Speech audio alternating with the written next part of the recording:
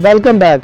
राजा मोहम्मद खान साहब, मुल्क में एक नई आईनी तरमीम मंजूर हो चुकी है, आप क्या कहेंगे इसके बारे में? देखें जी, 27th अमेंडमेंट जो है वो आ चुकी है, और जिस तरीके से हम सब ने देखा है कि जिस तरीके से वो सेनेट से भी अप्रूव हुई है, फिर अब 28वीं तरमीम के ऊपर भी साथ साथ काम किया जा रहा है। अमेंडमेंट्स तो हुकूमतों का, MNAs का बेसिकली काम ही लेजिस्लेशन है। जो डेवलपमेंट के काम है वो आप कहें कि सेकेंडरी है, जो बुनियादी उनका काम है वो लेजिस्लेशन का है। वो अलग चीज़ है कि जो लेजिस्लेशन है वो आवाम के हकूक़ के लिए, आवाम की बेहतरी के लिए इन चीज़ों को मद्देनज़र रख के की जानी चाहिए। जो 27th अमेंडमेंट है, इसमें जब तक सब लोगों का कंसेंट नहीं होगा, म्यूचुअल एग्रीमेंट नहीं होगा, तो इससे पहले भी हमने देखा कि कई अमेंडमेंट्स हुई हैं। जैसे कि आपको याद होगा 8th अमेंडमेंट हुई थी, और फिर 17th अमेंडमेंट हुई थी, और किस तरीके से बाद में उन्हीं अमेंडमेंट्स को हटा दिया गया था, क्योंकि जब 18th अमेंडमेंट हुई थी तो उसका पहला क्लॉज ये था कि 17th अमेंडमेंट को हटा दिया जाए।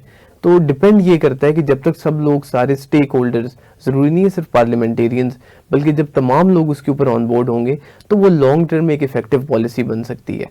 तो 27th अमेंडमेंट में कई चीज़ें आई हैं, जिसमें से जो मेरे हिसाब से अच्छी चीज़ ये की गई है कि जिस तरीके से जो सूबों का इख्तियार जो लिया जा रहा था वो उस पॉइंट में से हटाया गया है। फिलहाल 27वीं तरमीम तक तो नहीं है, अगर 28वीं में वो महदूद होता है या नहीं होता वो एक बात की चीज़ है, क्योंकि सूबे बहुत कमज़ोर होते हैं और बहुत सारे काम होते हैं जो ग्रास रूट लेवल पे किए जाने के होते हैं, चाहे वो आपके एजुकेशन के टर्म में है, चाहे वो आपके डेवलपमेंट के टर्म में है, हेल्थ के टर्म्स में है। तो वो ऑलरेडी क्योंकि एक क्राइसिस से गुजर रहे होते हैं, तो अगर हम उनसे वो भी उनका हक छीन लेते तो मेरे हिसाब से ग्रास रूट लेवल पे बड़ा नेगेटिव इम्पैक्ट पेश आता है। मगर साथ साथ अगर हम देखें, जैसे कि जो जुडिशल रिफॉर्म आया है, ये ज़रूर है कि अब सुप्रीम कोर्ट के पास वो इख्तियारात नहीं रहे जो इससे पहले उनके पास रहे।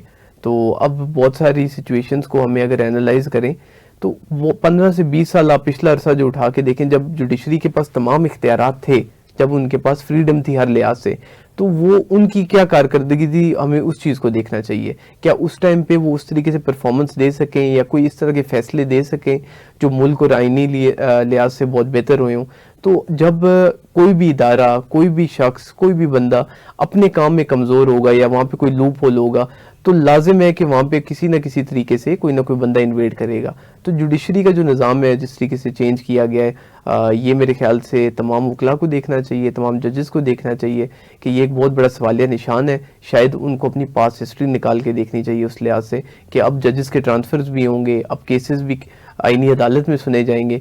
तो अब हमारा एक प्रॉपर, आप कहेंगे, एक स्ट्रक्चरल रिफॉर्म आ चुका है। मलिक अतीक साहब, 27वीं आईनी तरमीम के बारे में अवामी राय क्या कहती है? देखें जी, इस वक्त 27वीं तरमीम के हवाले से, अपोजिशन पार्टी के हवाले से देखा जाए या आवाम के बारे में देखा जाए, तो मेरे ख्याल में 27वीं तरमीम में आवाम का जो बेनिफिट है वो तो कोई ख़ास नज़र नहीं आ रहा। ठीक, जो चीज़ें हैं आवाम की या अपोजिशन की, तो कोई भी इस तरमीम में एग्री कोई नज़र नहीं आ रहा है।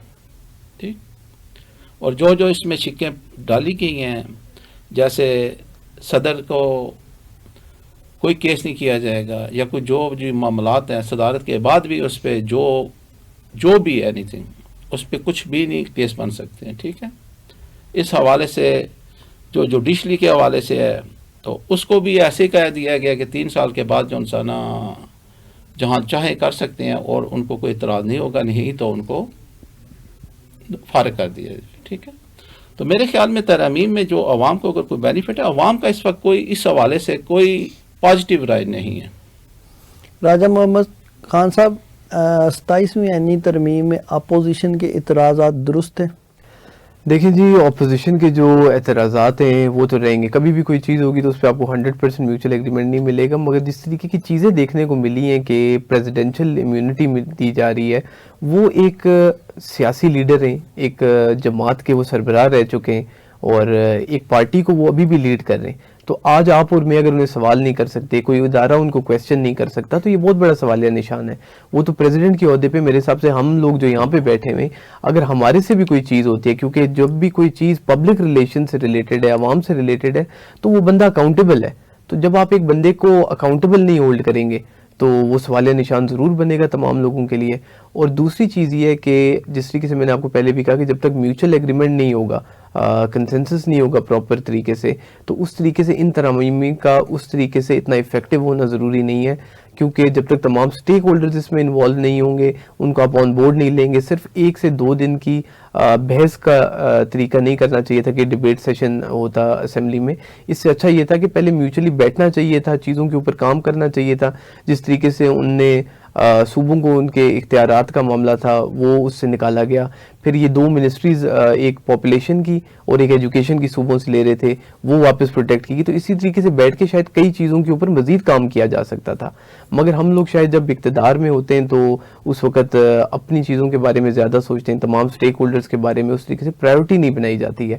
حالانکہ یہ سارے لوگ مل کے ان کا کام ہے لیجسلیشن کرنا، اور ان کو ایسی لیجسلیشن کرنی چاہیے جس سے ہمارا ملک آگے بڑھے. مگر بدقسمتی کے ساتھ آپ نے دیکھا کہ جس طریقے سے جو سینٹ کا ماحول تھا، جو نیشنل اسمبلی کا ماحول تھا، اس سے نظر آ رہا تھا کہ تمام جماعتیں جو ہیں وہ ایک دوسرے کے ساتھ بالکل بھی آن بورڈ نہیں ہیں کسی سلسلے میں، اور وہ ایک دوسرے کے ساتھ کوپریشن کے لیے تیار نہیں ہے. تو کل جب یہ اختیارات چینج ہوتے ہیں، کل کوئی اور پارٹی آتی ہے، اس کے پاس جب 2/3 میجورٹی ہوتی ہے، تو آپ نئے چینجز بھی ایکسپیکٹ کر سکتے ہیں. تو میرے حساب سے اس کو تھوڑا بہتر طریقے سے ہینڈل کرنا چاہیے تھا تاکہ تمام لوگ اس میں مطمئن رہتے. ملک عتیق صاحب، اس آئینی ترمیم کے بعد اور بھی آئینی ترمیم آ سکتی ہے؟ جی ابھی تو میرے خیال میں 27ویں کے بعد 28ویں کا بھی ان کا پروگرام بنا ہوا ہے.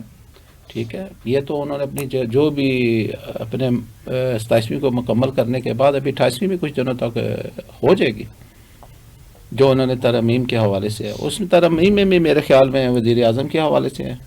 ٹھیک ہے، کہ اس کے اوپر بھی ان کے اوپر بھی کیس نہیں ہو سکتا. ٹھیک ہے، اس کے بعد بھی نہیں ہو سکتا. ٹھیک ہے، جو چیز ہے.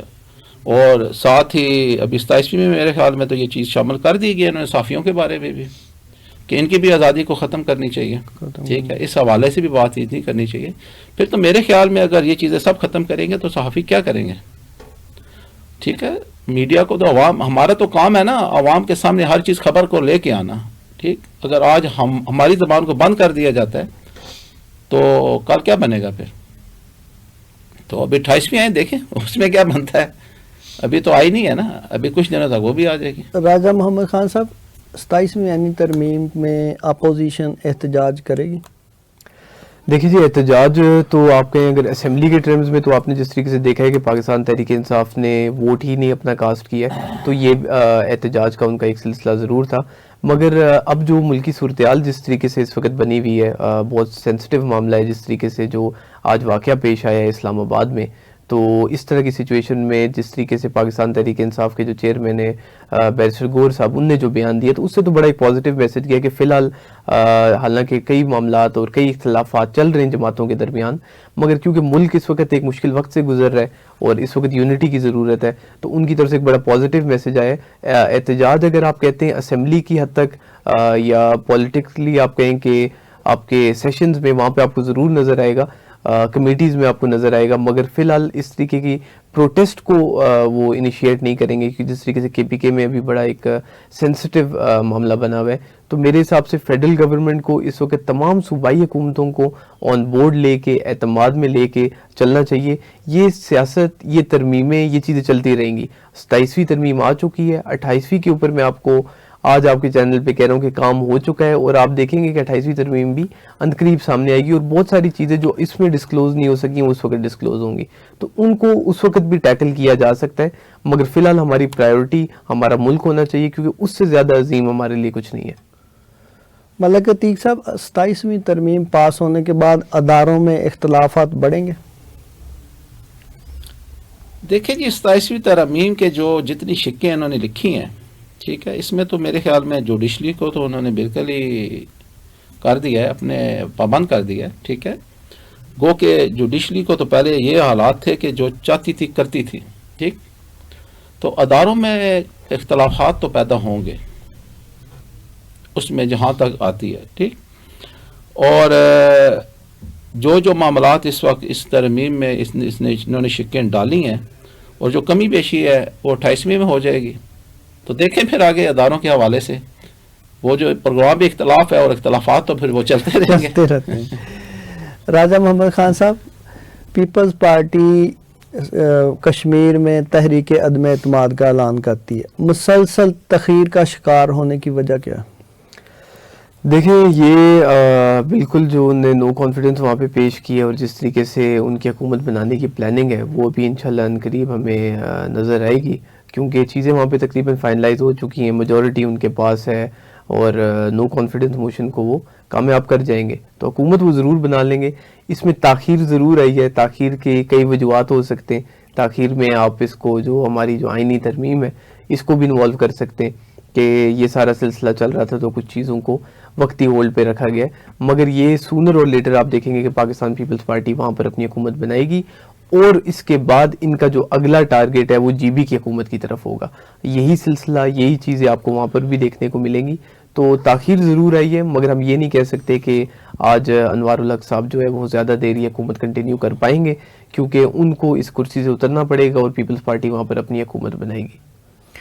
ملک عتیق صاحب، پیپلز پارٹی کے اعلان میں نون لیگ وہاں کشمیر میں پیپلز پارٹی کا ساتھ دے گی تحریک عدم اعتماد میں؟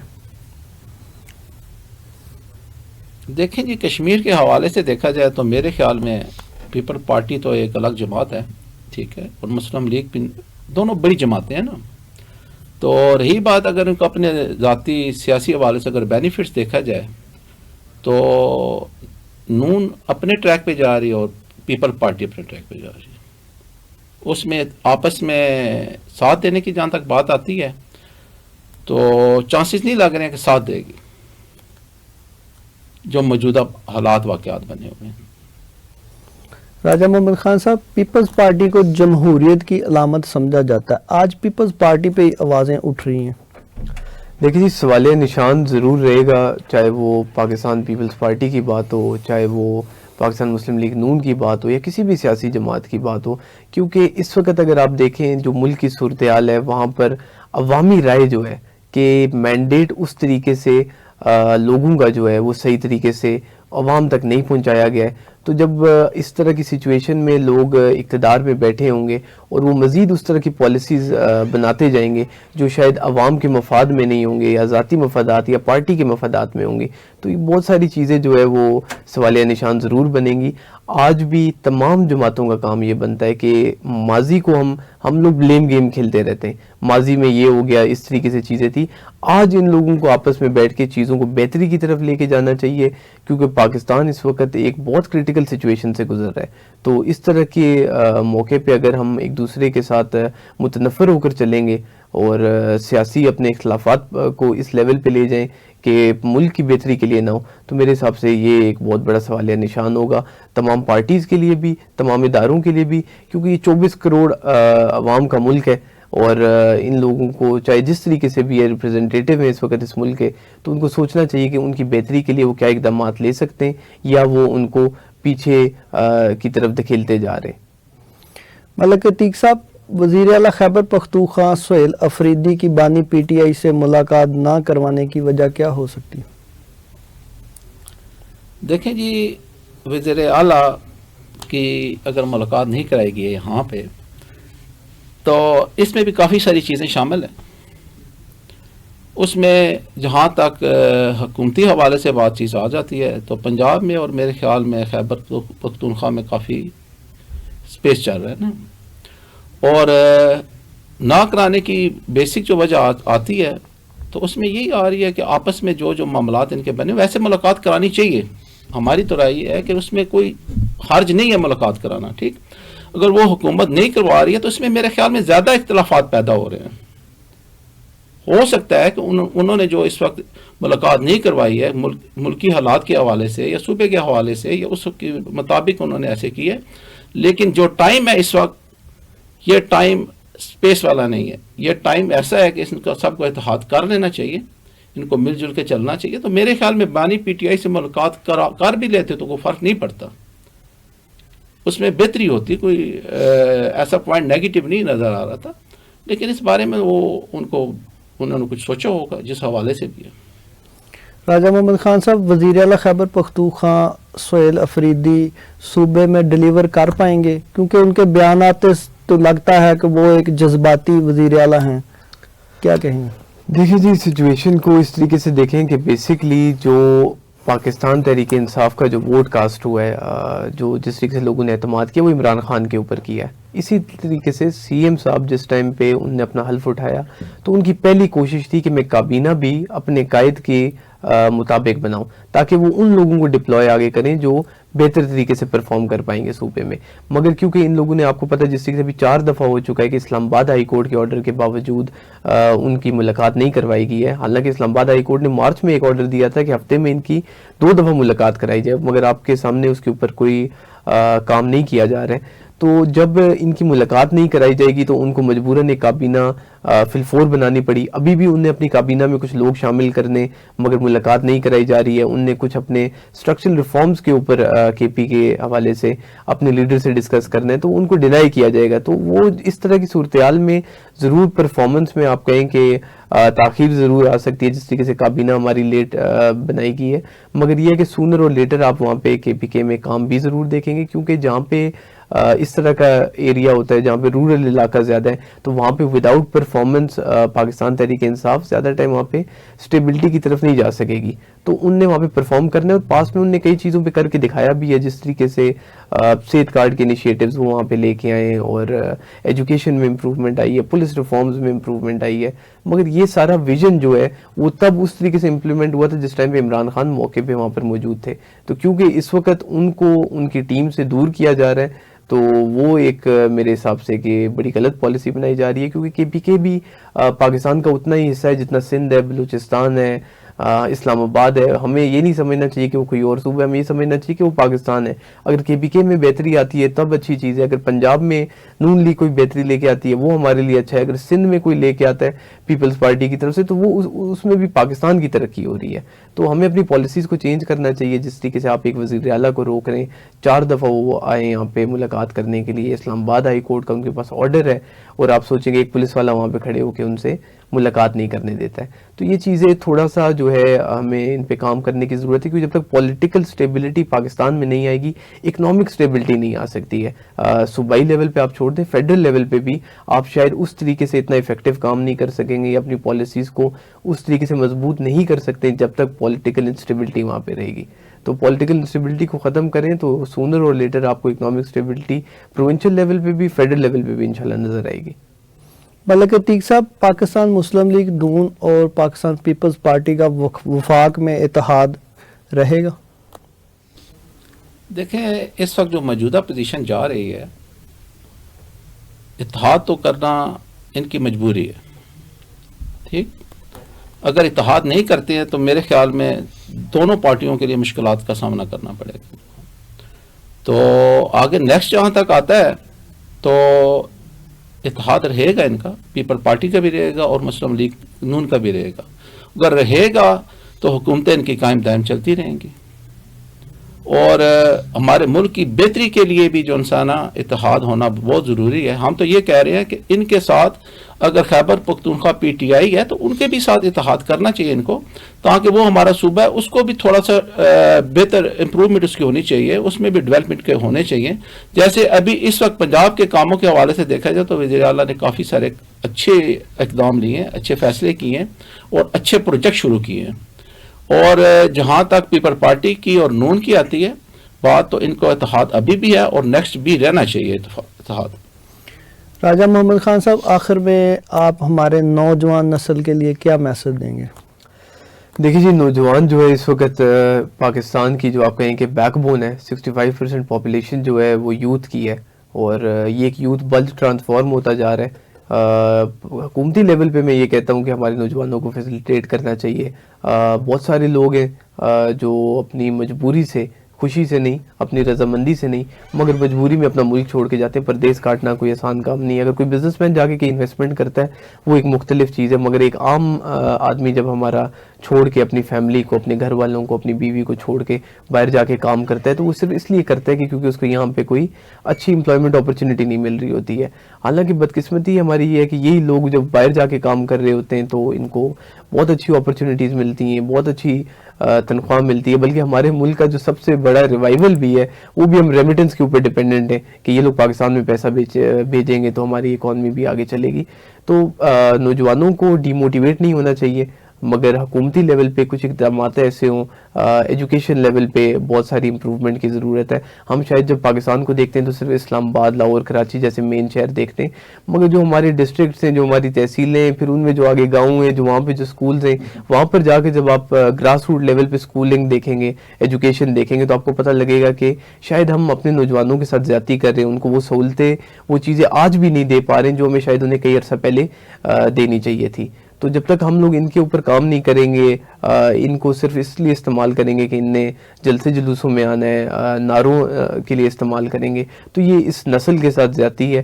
حکومتی لیول پہ چاہے صوبائی ہے یا چاہے وہ فیڈرل ہے, ان کو دن رات ایک کرنا چاہیے آج اس اپنی یوتھ کو کسی صحیح طریقے پہ, صحیح ٹریک پہ لگانے کے لیے, ان کو فیسلٹیٹ کرنے کے لیے, ایجوکیٹ کرنے کے لیے. اور کل میں آپ کو یقین دلاتا ہوں کہ یہی نوجوان اس ملک کو بہت کامیاب کر سکتے ہیں. آپ دونوں مہمانوں کا بہت شکریہ. ناظرین, یہ تھا آج کا اختلاف. انشاءاللہ بشرط زندگی آپ سے ملاقات ہوگی اگلے پروگرام میں. تب تک کے لیے اپنے میزبان کو اجازت دیجیے. اللہ حافظ.